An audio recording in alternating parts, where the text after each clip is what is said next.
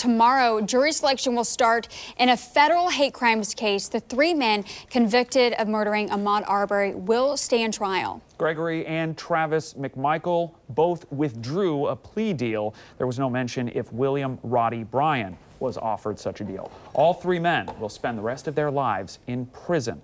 The McMichaels will not have a chance at parole, and now they are facing hate crimes charges alleging the deadly chase that is believed to have violated Arbery's civil rights. Prosecutors will also try to show Arbery was targeted because he was black. Joining us now via Zoom is Gene Nichols. He's an attorney not affiliated with this case.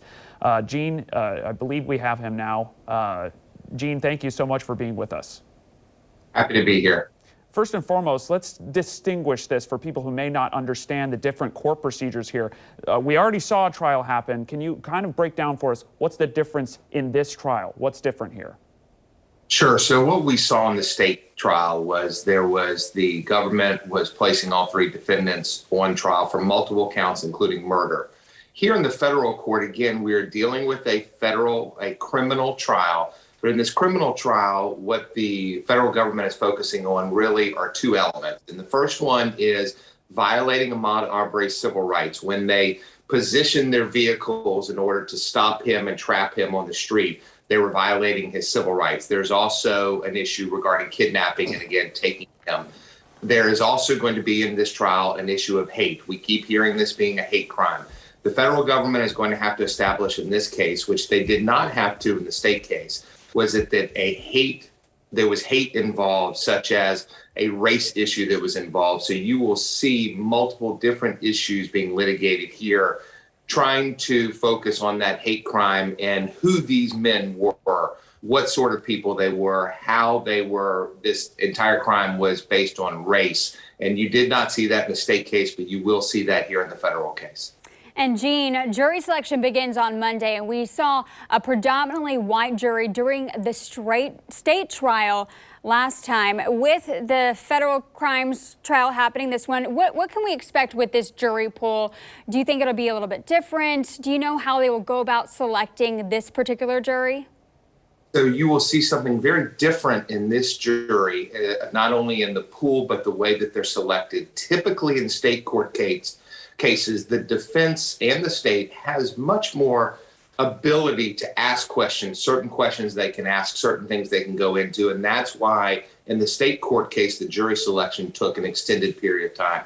Number one, in this federal case, the judge is going to dictate what can be asked, what is not going to be asked. And most likely, depending upon the judge, all of the questions will come directly from the judge. So it's going to be almost a questionnaire like yes and no, and then that will be it. So we will not see a jury selection anywhere near as involved with the personal questions and the coming back and forth as we typically do. You will also expect to see probably a wider variety of people because, again, we're pulling from a federal jurisdiction, which is going to encompass all sorts of areas around. So not only do I expect to see the potential for a different jury makeup, not only in sex, but also in race. I also expect a much shorter jury selection because the court will be much more involved and very specific as to what can be asked and not asked. And Gene, the big development this week was when Gregory and Travis McMichael withdrew that guilty plea that they had entered after the judge had thrown out that plea deal. How is that going to change the dynamic of this case? Well, you can expect that both McMichaels spent the entire week and probably month preparing to go to prison, federal prison, for the rest of their lives, not only from an emotional standpoint for the defendants of not being able to resolve their case. Now they do have to sit in front of a jury and fight the charges the federal government has brought. It's not uncommon in any criminal case, whether a federal case or a state case, for the defendants and the prosecution to be negotiating up until the last minute. So while I don't expect much different because the federal government would have been prepared before the plea and now after the plea, it's as much for the emotions of the defendants and the defendants preparing for trial when they were probably very hopeful they were not going to have to go through this process in the first place.